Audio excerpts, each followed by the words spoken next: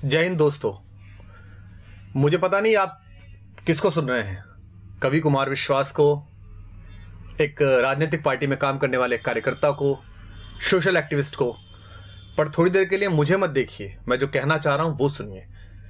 पिछले 2 दिन से सोशल मीडिया पर एक वीडियो देखा जिसमें कश्मीर में लोकतंत्र का सबसे बड़ा महापर्व चुनाव निर्विघ्न कराने के लिए गए हुए भारत के कुछ बेटे, हिंदुस्तान के कुछ वीर सिपाही, अर्धसैनिक बल सड़क पर जा रहे हैं और वहां कुछ शोहदे, कुछ लफंगे उनको थप्पड़ मार रहे हैं, गालियां दे रहे हैं, उनका हेलमेट छीन रहे हैं। वो सशस्त्र हैं, उनके हाथों में राइफल हैं, लेकिन उनके पैरों में इस तथाकथित कानून और कुछ मानवाधिकारों की बेड़ियां हैं। मुझे 2 दिन से बड़ी बेचैनी है इस बात की कि इस पर क्या किया जाए। मैंने बहुत सारी प्रतिक्रियाएं देखी। लोग कह रहे हैं देखिए हमारे सैनिकों में कितना धैर्य है। कुछ लोग कह रहे हैं कि नहीं नहीं, ये तो मानवाधिकार की बात करने वाले लोगों को जो कहते थे उनको अकल आनी चाहिए, देखिए वहां के लोग कैसी बातें कर रहे हैं। क्या हम इस देश में कुछ देर के लिए, कुछ वक्त के लिए अपनी अपनी पार्टी, अपने अपने नेताओं की चापलूसी और उनके घेरे से बाहर आके सोच सकते हैं? क्या हम ये सवाल कर सकते हैं कि एक राज्य में, केंद्र में एक जैसी सरकार होने के बाद, सारी शक्ति होने के बाद भी हिंदुस्तान के किसी बेटे पर एक लफंगा हाथ कैसे उठा देता है? और क्या हम ये सोच सकते हैं कि इस देश के लोकतंत्र का महापर्व मनाने के बाद अगर 6% वोट कश्मीर में कास्ट हो रही हैं तो इसके केवल 2 कारण हो सकते हैं, या तो भय है या भरोसा नहीं है। या तो लोगों को भय है कि अगर वो वोट डालने निकलेंगे तो अलगाववादी ताकतें उन पर हमला करेंगी, या उन्हें हमारी लोकतांत्रिक व्यवस्था में भरोसा नहीं है। और दोनों में ही हमको चिंता करनी पड़ेगी कि हम कश्मीर के साथियों को भरोसे में कैसे लें कि वो लोकतंत्र के माध्यम से मुख्यधारा में आए, या अलगाववादियों को इतना भय कैसे हो कि अगर तुमने किसी पर हाथ उठाया, उंगली उठाई तो तुम्हारी खैर नहीं होगी। लेकिन हमें कहां चिंता है, हम अपने अपने रहनुमाओं के पीछे फिदा हैं। मोदी मोदी, अरविंद अरविंद, राहुल, हमारे पास चेहरे आते रहते हैं। Indira is India, India is Indira, Modi राज आ गया, योगी राज आ गया, AK राज आ गया, राहुल गांधी जीत गए। हमें पता ही नहीं है कि कुछ वक्त का काम है। मोदी हो, राहुल हो, अरविंद हो, योगी हो, कोई भी है, 5 साल, 10 साल, 25 साल, देश 5000 साल का है और मेरे और आपके जाने के बाद हजारों वर्ष रहेगा। लेकिन सोच के देखिए कि आप कंधार से लेकर ब्रह्म प्रदेश तक थे, लेकिन हमारी इन्हीं चुप्पियों ने और हमारी अपनी अपनी रियासतों, अपने अपने राजाओं के प्रति इन्हीं निष्ठाओं ने इस देश के टुकड़े करा दिए और हम चुप बैठे रहे। और आज हम अपने पूर्वजों को कोसते रहते हैं कि उनके रहते कैसा कैसे बट गया, हमारे रहते हो रहा है।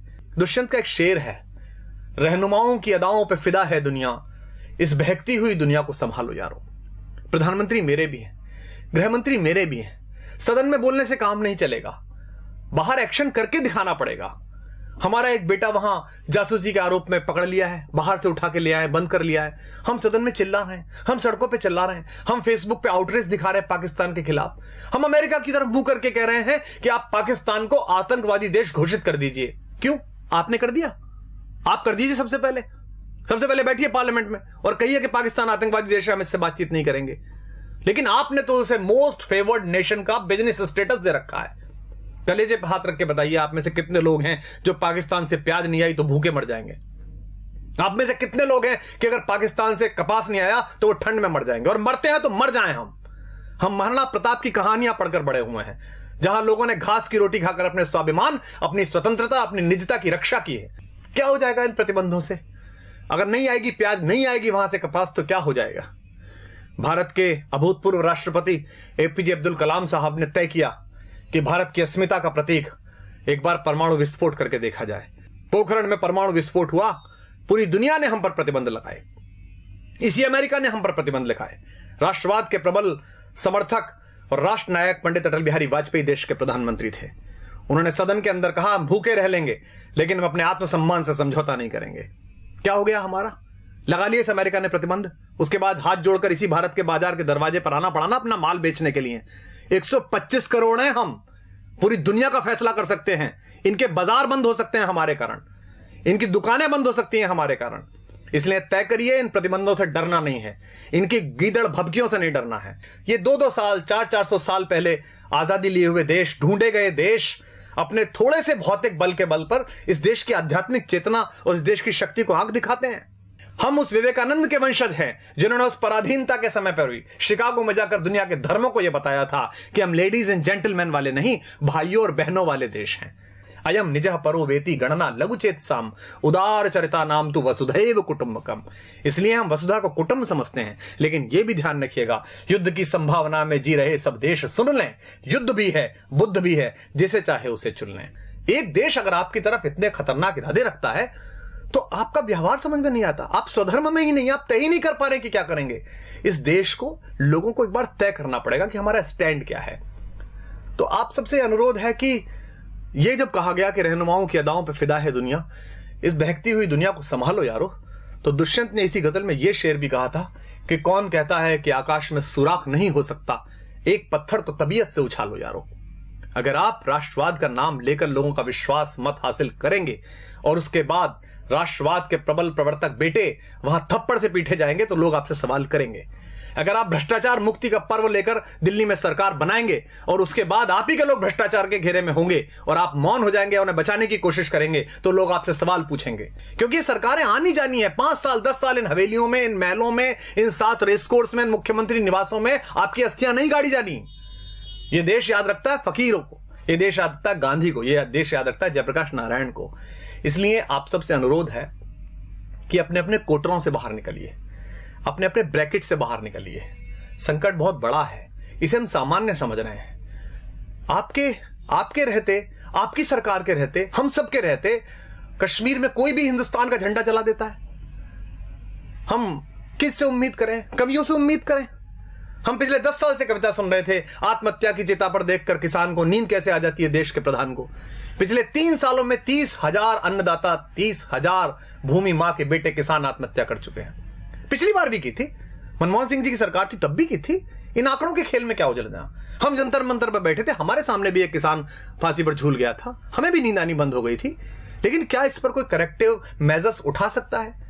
देश के बड़े बड़े सेठों के 50-50 हजार करोड़, 60-60 हजार करोड़ रुपए के कर्जे माफ कर दिए जाते हैं। कोई भी आदमी हिंदुस्तान का 20,000 करोड़ रुपए लेकर लंदन भाग जाता है पार्लियामेंट का मेंबर होते हुए, और हम चुप बैठे रहते हैं। और किसान अपने मृतक किसानों के नरमुंड लेकर जंतर मंतर पर बैठे रहते हैं और हम कहते हैं कि इस पर नहीं बोलेंगे चूंकि हमारे दल की अभी सरकार है। सरकारें किसी दल की नहीं होती, सरकारें देश की होती हैं। प्रधानमंत्री, मुख्यमंत्री, रक्षा मंत्री, गृह मंत्री ये किसी सरकार के हिस्से हैं, लेकिन ये देश के लोग हैं, ये किसी पार्टी का हिस्सा नहीं है। इसलिए दिल्ली के राज सिंहासन पर कोई भी बैठे, 5 वर्ष बैठे, 10 वर्ष बैठे, ईश्वर करे 20 वर्ष बैठे, जब तक ईश्वर उसे पास बुलाए तब तक वो वहां बैठे।